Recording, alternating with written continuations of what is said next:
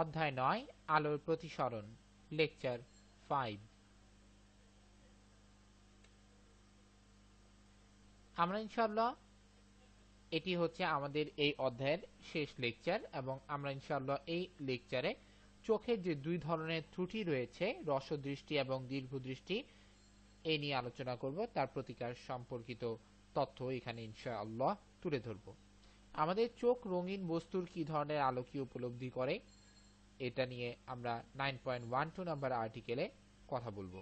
এছাড়াও আমাদের আলোর প্রতিসরণ আমাদের দৈনন্দিন জীবনে বা প্রতিনিয়ত প্রাত্যহিক জীবনে কোথায় কোথায় কাজে লাগে সেটা নিয়ে আমরা ইনশাআল্লাহ আলোচনা করব। নতুন ভিডিওর জন্য মিজান একাডেমি ক্লাস 9 ইউটিউবের চ্যানেলটি সাবস্ক্রাইব করুন এবং নতুন আপডেট জানার জন্য www.mizanacademy.com এ চোখ রাখুন এবং আমাদেরকে ফেসবুকে পাওয়ার জন্য মিজান একাডেমিতে একটি লাইক দিন। চোখের ত্রুটি ও তার প্রতিকার। চোখের প্রধানত দুই ধরনের ত্রুটি রয়েছে, একটি হচ্ছে হ্রস্বদৃষ্টি এবং অন্যটি হচ্ছে দীর্ঘদৃষ্টি। ইনশাআল্লাহ আমরা এই দুটি ত্রুটি নিয়ে আলোচনা করব।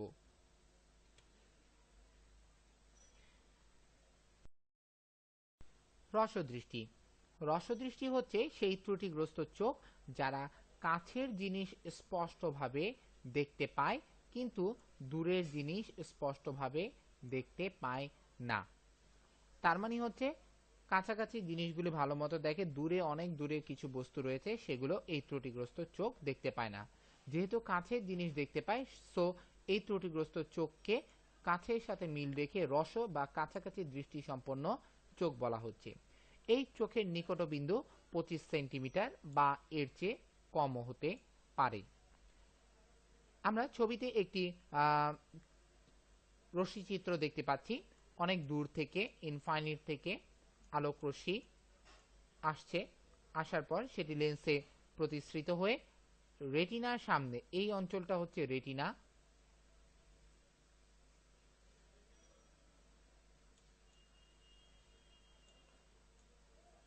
এই অঞ্চলটা রেটিনা, এখানে অপটিক স্নায়ু থাকে। এই রেটিনায় মিলিত হলে বস্তুতে স্পষ্ট বিম্ব দেখা যায়, কিন্তু বিম্বটা গঠিত হচ্ছে কোথায়? রেটিনার সামনে একটা বিন্দু আইতে, ফলে স্পষ্ট বিম্ব গঠিত হচ্ছে না।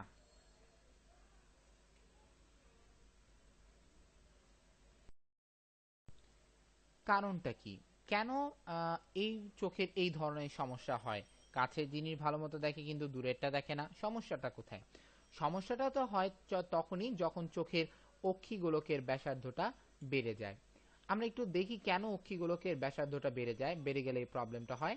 আমাদের চোখের যে লেন্সটা রয়েছে, এই চোখের লেন্সটা একটা অক্ষিগোলকের সাথে, অক্ষিগোলকের অংশ বা অক্ষিগোলকের সাথে এখানে একটা পেশি রয়েছে, সিলিয়ারি লিগমেন্ট বলে, বা একটা পেশি রয়েছে, এই পেশির সাথে কানেক্টেড।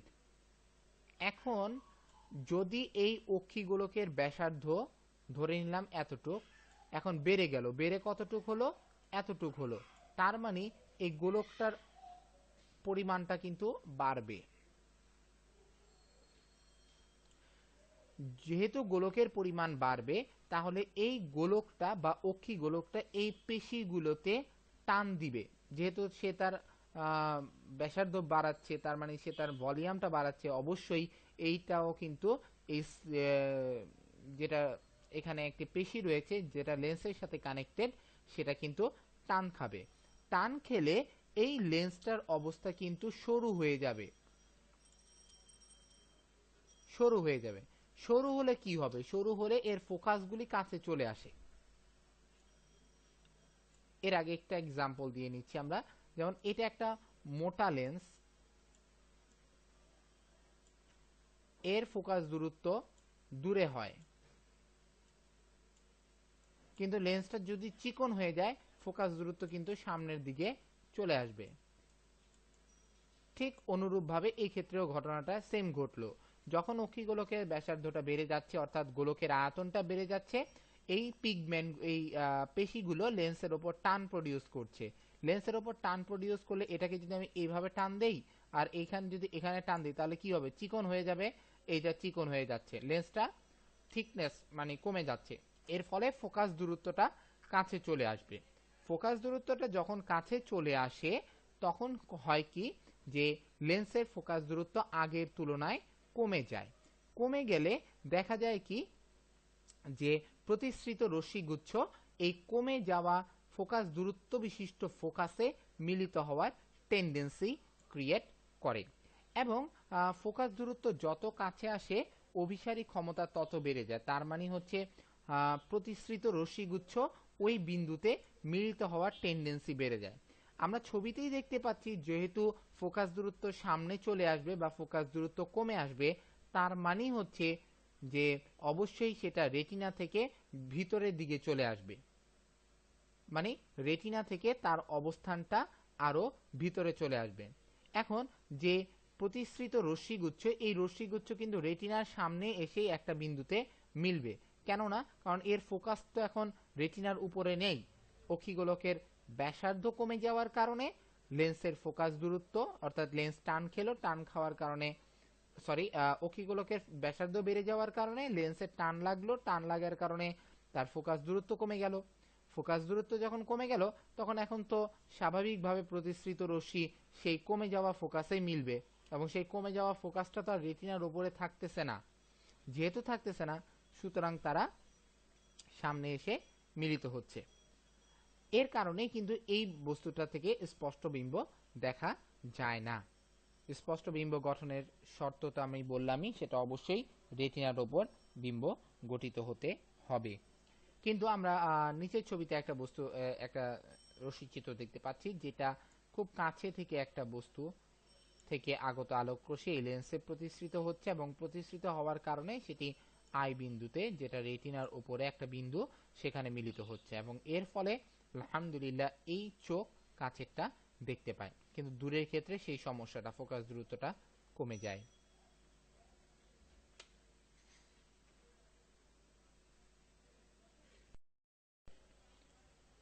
চোখের প্রতিকার, তাহলে এই ত্রুটিগ্রস্ত চোখকে আলহামদুলিল্লাহ কিভাবে প্রতিকার করা যায় সেটা নিয়ে আমরা ইনশাল্লাহ এখন কথা বলবো। আমাদের প্রবলেমসগুলি ছিল হচ্ছে অভিসারী ক্ষমতা বেড়ে গিয়েছিল, এটার কারণে এই প্রবলেমসটা হয়েছে। তো আমাদের চোখের সামনে একটি সহায়ক লেন্স এমন ব্যবহার করতে হবে যাতে করে অভিসারী ক্ষমতাটা মিনিমাইজ হয় বা কমে আসে। তো আমরা যদি একটু লক্ষ্য করি বা একটু খেয়াল করি, এই চোখ দূরের জিনিস দেখে না।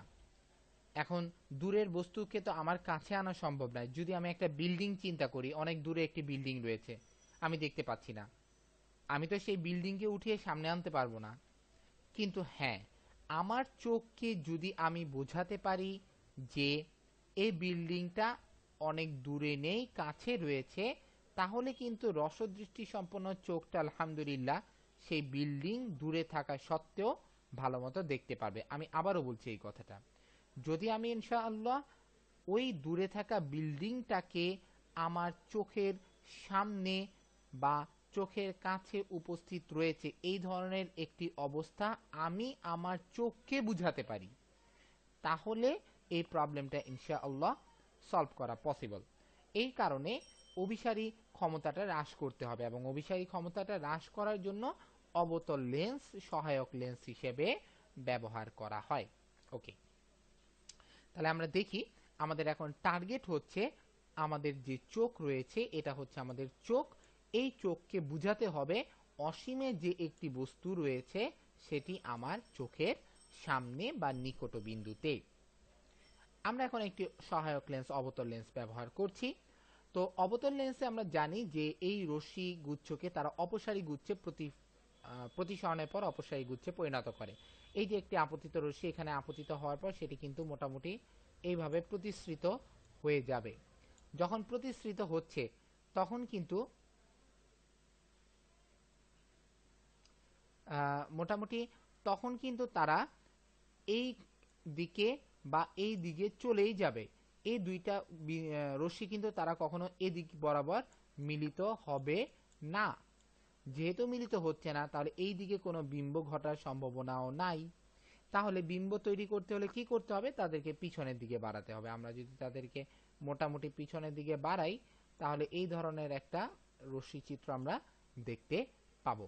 এবং সেই রশ্মি চিত্রটা যে বিন্দুতে মিলিত হবে, সেই বিন্দুতে আমার এই বস্তুর বিম্ব গঠিত হবে। এখন আমার চোখের কাছে মনে হবে যে বস্তুটা দূরে নয়, বস্তুটা কাছে।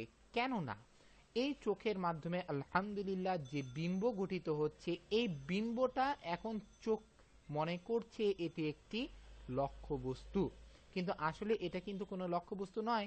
এটি হচ্ছে এই দর্পণে যে লেন্স ব্যবহৃত হয়েছিল, সেই লেন্স দ্বারা গঠিত প্রকৃত বস্তুর বিম্ব, যা চোখের কাছে মনে হয় যে একটি আসল লক্ষ্য বস্তু হিসেবে। এর ফলে চোখ মনে করে এটা তার নিকটে রয়েছে, অর্থাৎ রসদৃষ্টি সম্পন্ন চোখ মনে করে এটা তার নিকটে রয়েছে, এবং এর ফলে এই লেন্সে আলোকরশ্মি প্রতিসৃত হয়ে রেটিনার উপরে মিলিত হয় এবং স্পষ্টভাবে আলহামদুলিল্লাহ বিম্ব গঠিত হয়। আমি লাস্ট কথাটা আবারও বলছি, চোখের কাছে মনে হয় বস্তুটি দূরে নয়, বস্তুটি কাছে, এবং সেই কাছ থেকে আগত আলোকরশ্মি উত্তল লেন্সে প্রতিসৃত হয়ে সেটা রেটিনার ওপর মিলিত হয়, ফলে লক্ষ্যবস্তুটা আলহামদুলিল্লাহ স্পষ্টভাবে দেখতে পাওয়া যায়।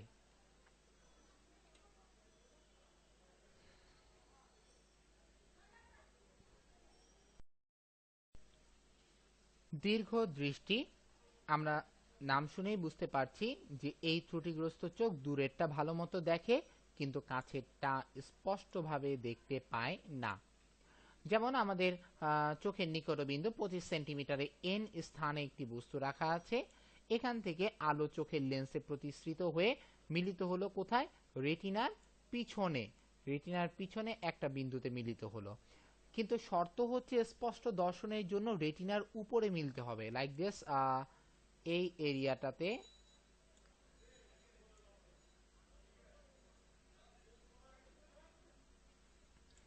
এরিয়াটাতে মিলতে হবে।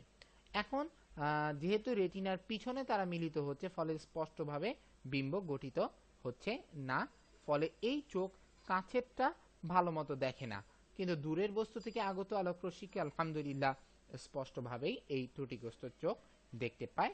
তার জন্য এর নাম হচ্ছে দীর্ঘ দৃষ্টি, দূরেরটা দেখে কিন্তু কাছেরটা দেখে না।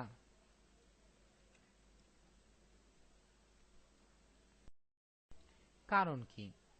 আমরা এর আগেরটা দেখে এসেছিলাম যে অক্ষিগোলকের ব্যাসার্ধ বেড়ে গেলে, কিন্তু এখানে হচ্ছে অক্ষিগোলকের ব্যাসার্ধ কমে গেলে এবং ফোকাস দূরত্ব বেড়ে গেলে এই প্রবলেমসটা ক্রিয়েট হয়। আমরা দেখি অক্ষিগোলকটা অ্যাকচুয়ালি যদি আমরা ড্র করি আগের মতো, এখানে একটি লেন্স রয়েছে, এটা হচ্ছে আমার সেই অক্ষিগোলক। অক্ষিগোলকের ব্যাসার্ধ কমে গেলে তার মানে এটা আরো ছোট হয়ে আসবে, লাইক দিস।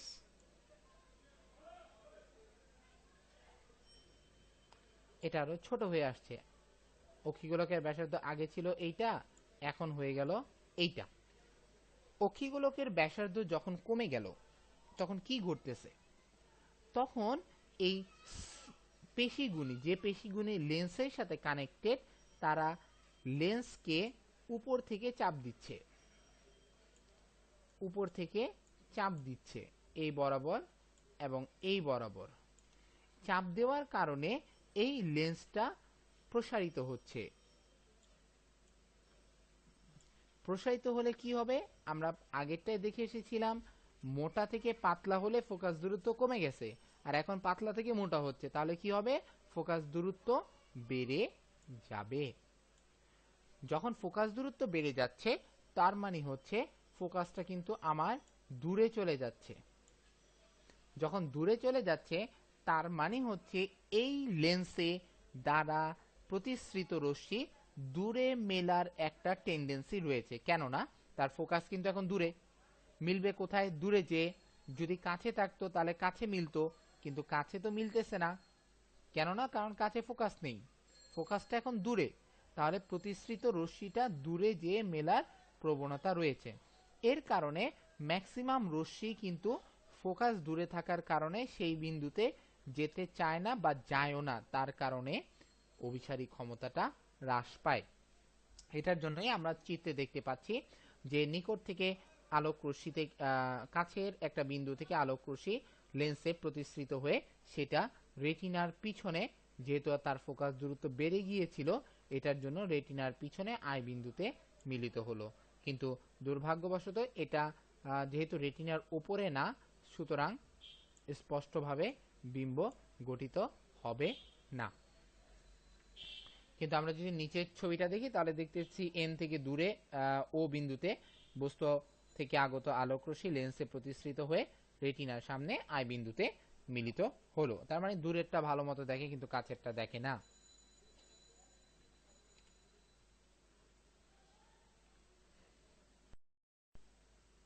এই চোখের মোটামুটি যে সমস্যাটা হচ্ছে যে কাছেরটা দেখে না, দূরেরটা ভালো মতো দেখে। তার মানে হচ্ছে চোখকে বুঝাতে হবে বস্তুটা কাছে নেই, বস্তুটা দূরে।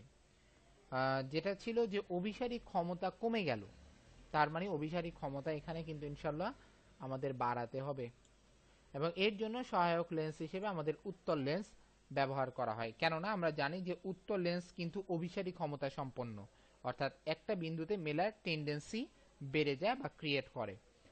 আমরা ছবিতে প্রাইমারি লেভেলে যে চিত্রটা দেখতে পাচ্ছি, এখানে হচ্ছে আমার লক্ষ্যবস্তু রাখা আছে।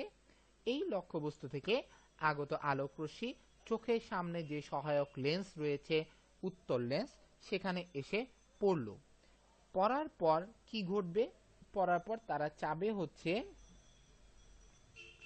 একটা বিন্দুতে মিলিত হতে। কিন্তু আমরা আমরা একটু উত্তল লেন্স নিয়ে আগে একটু কথা বলে আসি, তাহলে আরো ক্লিয়ার হবে। এই একটা উত্তল লেন্স, এটা ফোকাসের বাহিরে, তাহলে এখান থেকে আলোক রশ্মি এসে ফোকাস দিয়ে চলে যায়, আবার আলোক কেন্দ্র দিয়ে সোজাসুজি এই বরাবর চলে যায়। এখানে আমরা তখন একটা বিম্ব নির্ণয় করতে পারি। কিন্তু এই লেন্সটা এমনই একটি অবস্থা যেটা খুব কাছাকাছি অবস্থায় বস্তু রয়েছে। যদি আমরা ধরে নিই এমন একটি সিচুয়েশন, এ হচ্ছে আমার লেন্স, যার ফোকাস এটা ফোকাস, এখানে আমার বস্তু রয়েছে, তাহলে এখান থেকে আগত আলোক রশ্মি লেন্স প্রধান ফোকাস দ্বারা চলে যাবে আর একটা আলোক কেন্দ্র দিয়ে চলে যাবে। তাহলে আমরা দেখতে পাচ্ছি এখানে যত দূরে যাবে এখানে কিন্তু কোথাও আর বস্তুগুলি মিলিত হচ্ছে না, যেহেতু রশ্মিগুচ্ছ মিলিত হচ্ছে না, ফলে বিম্ব ঘটার কোনো প্রবাবিলিটি নাই।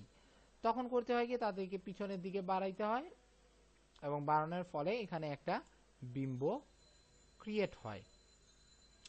ঠিক অনুরূপ ঘটনাটা এখানেও ঘটতেছে, যে লেন্সের খুবই কাছাকাছি হওয়ার কারণে তারা এই দিকে অর্থাৎ এই বরাবর মিলিত হওয়ার প্রবণতা নাই বললেই চলে। এটার জন্য তারা এই বরাবর আর কোনো বিম্ব পাচ্ছে না, তখন তাদেরকে পিছনের দিকে বাড়াতে হচ্ছে। এবং আমরা দেখে এসেছিলাম আমাদের মূল লক্ষ্যবস্তুটা এটা ছিল, বিম্ব কিন্তু আমাদের এটা হলো, তাহলে লক্ষ্যবস্তুর তুলনায় বিম্ব কিন্তু দূরে চলে গেল। এবং আমরা তো আমাদের এই প্রবলেমটা ওভারকাম করার জন্য এটাই চাচ্ছিলাম, যাতে করে আমাদের চোখকে বোঝানো যায় যাতে লক্ষ্যবস্তুটা দূরে রয়েছে। তাহলে ঠিক সেম ভাবে এখানেও এই ঘটনাটাই ঘটে। আলোক রশ্মি প্রাইমারি লেভেলে এন বিন্দু থেকে আপতিত হওয়ার পর প্রতিসৃত হয়, এই সাইডে যখন যায় তখন এখানে কোনো বিন্দুতে মিলিত হয় না। তখন যখন তাদেরকে আমরা পিছনের দিকে বাড়াই তখন তারা ও বিন্দুতে এসে মিলিত হয় এবং ও বিন্দুতে একটি অবাস্তব বিম্ব গঠন করে। এই ও বিন্দুকে এখন চোখের কাছে মনে হয় যে ও বিন্দুটাই হচ্ছে আসল লক্ষ্যবস্তু, যদিও ও হচ্ছে এন এর প্রতিবিম্ব। এই দর্শকের যে চোখটি রয়েছে, ও বিন্দু থেকে সেই চোখে আগত আলোক রশ্মি প্রতিসৃত হয়ে রেটিনার ওপর বিম্ব ক্রিয়েট হয়, এবং আলহামদুলিল্লাহ এইভাবে প্রবলেমটা ওভারকাম হয়। আমি শেষ কথাটা আবারও বলছি যে চোখের কাছে লক্ষ্যবস্তু এন এর গঠিত প্রতিবিম্ব ওতে মনে হয়, এবং চোখের কাছে মনে হয় ওতেই অ্যাকচুয়ালি লক্ষ্যবস্তুটা রয়েছে, এবং চোখ সেটাই ভাবে রেটিনার ওপর আই বিন্দুতে কি ক্রিয়েট করে, একটা প্রতিবিম্ব ক্রিয়েট করে, যেটার কারণে এই চোখের স্পষ্ট দর্শন আলহামদুলিল্লাহ সম্ভব হয়।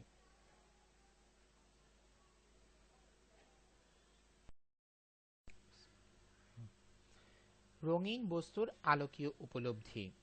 আমরা মূলত চোখের ক্রিয়া থেকে জেনে এসেছি যে লক্ষ্যবস্তু থেকে আগত আলোকরশ্মি লেন্সে প্রতিসরিত হয়ে রেটিনার উপর বিম্ব গঠন করে এবং রেটিনা থেকে সেগুলো স্নায়ুতন্ত্রের মাধ্যমে মস্তিষ্কে চলে যায়, যে স্নায়ুতন্ত্রগুলো মোটামুটি অপটিক স্নায়ুর মধ্যে পড়ে। এই অপটিক স্নায়ুর মধ্যে কিছু কোষ রয়েছে, যে কোষগুলো মূলত রড ও কোণ নামে পরিচিত। তো এই রড ও কোণের মধ্যে কোণগুলো হচ্ছে কালার সেন্স করে, অর্থাৎ বর্ণ সংবেদনশীল। এগুলো কালারটিকে আইডেন্টিফিকেশনে সাহায্য করে। তো মূলত তিন ধরনের কোণ রয়েছে, যে একটি হচ্ছে নীল বর্ণকে সংবেদনশীল বা নীল বর্ণের অনুভূতি সম্পন্ন কোণ, একটি হচ্ছে লাল বর্ণ সংবেদনশীল কোণ, আর একটি হচ্ছে সবুজ বর্ণ সংবেদনশীল কোণ। অর্থাৎ এই সমস্ত কোণ কোষগুলো এই তিনটি কালার ইন্ডিভিজুয়ালি ভাবে আলাদা আলাদা ভাবে প্রত্যেকটি তার নিজস্ব বর্ণ, অর্থাৎ নীল বর্ণ সংবেদনশীল কোণ নীল কালারটা সংবেদনটা গ্রহণ করে, লাল বর্ণের সংবেদনশীল কোণ লাল বর্ণের সংবেদনটা গ্রহণ করে, সবুজ বর্ণের সংবেদনশীল কোণটা সবুজ বর্ণটিকে গ্রহণ করে। এখন মূলত আমরা বিভিন্ন কালারের বস্তু কিন্তু একই সময় দেখতে পাই। তো এইগুলো মূলত আমাদের চোখের মধ্যে যেটা চলে আসে সেটি হয় কি তিনটি কালারের সংমিশ্রণে তৈরি, অর্থাৎ জটিল কালার যেটাকে বলা হয়, মিশ্র বা জটিল, এই ধরনের কিছু পিকচার আমাদের চোখ কিন্তু ধারণ করে।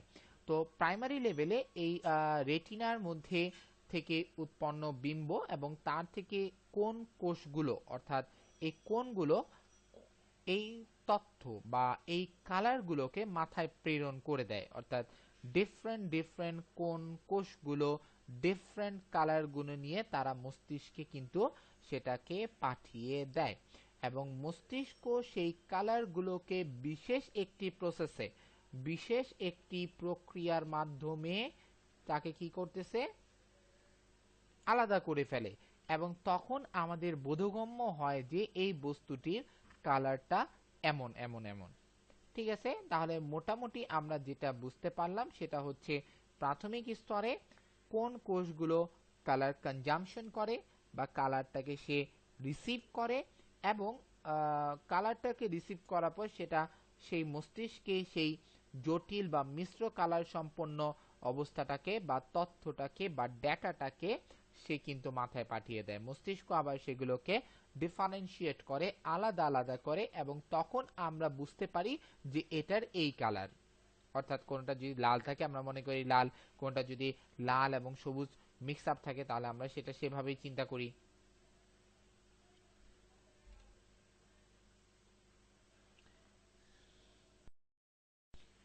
আমরা চোখের দুই ধরনের ত্রুটি দেখে এসেছি, একটি হচ্ছে রসদৃষ্টি সম্পন্ন ত্রুটি, একটি হচ্ছে দীর্ঘ দৃষ্টি সম্পন্ন ত্রুটি। যে ত্রুটি থাক না কেন এই ত্রুটিটাকে রিমুভ করার জন্য আলহামদুলিল্লাহ আমাদের চোখের সামনে চশমা ইউজ করা হয়। এই চশমার মধ্যে দুই ধরনের লেন্স থাকে, এই লেন্সটি আলোর প্রতিসরণের কাজ করে থাকে। এছাড়াও বিভিন্ন আলো সম্পর্কিত যে সমস্ত যন্ত্রপাতি রয়েছে, যেমন ক্যামেরা, মাইক্রোস্কোপ, টেলিস্কোপ, এই সমস্ত যন্ত্রতেও মূলত লেন্স ব্যবহার করে থাকে। আর লেন্সের ব্যবহার মানেই হচ্ছে প্রতিসরণের ক্যারেক্টার কাজে লাগানো হয়। আমরা অপটিক্যাল ফাইবারটা পড়ে এসেছি, অপটিক্যাল ফাইবারটা মোটামুটিভাবে যোগাযোগ বা কমিউনিকেশন সেক্টরে পূর্ণ অভ্যন্তরীণ প্রতিফলন কাজে লাগিয়ে কাজ করে থাকে। স্বাস্থ্যক্ষেত্রের, অর্থাৎ যেমন আমরা এন্ডোস্কপিটা দেখেছিলাম, এন্ডোস্কপি নিয়ে কথা বলেছিলাম, এই এন্ডোস্কপি এবং মোটামুটি যোগাযোগ ক্ষেত্রে অপটিক্যাল ফাইবারটাকে এই প্রতিসরণের ক্যারেক্টারটাকে কাজে লাগানো হয়, অর্থাৎ ক্রান্তি কোণের চেয়ে বড় কোণের মানে আপতিত করা হয় আলোকরশ্মিটাকে, পরবর্তীতে সেটা প্রতিসরিত না হয়ে পূর্ণ অভ্যন্তরীণ প্রতিফলনে পরিণত হয়। এই ক্যারেক্টারগুলি কাজে লাগিয়ে মোটামুটিভাবে স্বাস্থ্যক্ষেত্রে এবং টেলিকমিউনিকেশন বা যোগাযোগ ক্ষেত্রে মোটামুটি অনেকটাই আলহামদুলিল্লাহ অগ্রগতি সাধিত হয়েছে। আমরা সৌন্দর্য বর্ধনের জন্য আমাদের বাসাতে মাছের অ্যাকুরিয়াম রাখি। আমরা যখন বাহির থেকে দেখি তখন কিন্তু আমার এবং মাছ যেখানে থাকে তার মাঝখানে একটি গ্লাস থাকে এবং মাছের মাধ্যমটা হচ্ছে একটি পানি মাধ্যম এবং আমি যেখান থেকে দেখি সেটা হচ্ছে বায়ু মাধ্যম। তো আমি যখন মাছটাকে দেখি তখন কিন্তু আলোকরশ্মি প্রতিসৃত হয়ে আমার চোখে পৌঁছে এবং আমরা অনেক সময় বিভিন্ন মাছের বিভিন্ন ধরনের গতিবিধি থেকে মজা বা আনন্দ উপলব্ধি করে থাকি। তো দেখা যায় যে প্রতিসরণের ইফেক্টের কারণে আমরা অনেক সময় তার ন্যাচারাল যে গতিবিধি সেটা কিন্তু পর্যবেক্ষণ করতে পারি না। ফলশ্রুতিতে দেখা যায় যে একটু ডিফারেন্ট টাইপের গতিবিধি আমাদের দৃষ্টি নন্দন হয়, অর্থাৎ আমরা দেখতে পাই এবং সেই গতিবিধিগুলি কিন্তু আলহামদুলিল্লাহ প্রতিসরণের কারণেই সংগঠিত হয়। মানে আমি বলতে চাচ্ছি যে ভালো লাগা গতিবিধিগুলি আমরা যেগুলি দেখতে পাচ্ছি সেগুলি হচ্ছে প্রতিসরণের কারণেই আমরা ডিফারেন্ট টাইপের কিছু গতিবিধি দেখতে পাই। কেন? কারণ মাছ দৌড়াচ্ছে পানির মধ্যে দিয়ে, এর মাঝখান থেকে আলো পানি মাধ্যম থেকে কাঁচ ভেদ করে আমার চোখে অর্থাৎ বায়ু মাধ্যমে প্রতিসৃত হয়। তাহলে যে লোকেশনে মাছটা এক্স্যাক্টলি থাকে আমার চোখ সেই লোকেশনে দেখতে পায় না, হয়তো একটু আগে নতুবা একটু ডানে একটু বায়ে এভাবে দেখতে পায়। এটা মূলত প্রতিসরণের character. Please subscribe to us on YouTube at Mizan Academy Class 9 channel. Please visit at www.mizanacademy.com. Don't forget to like us on Facebook at Mizan Academy.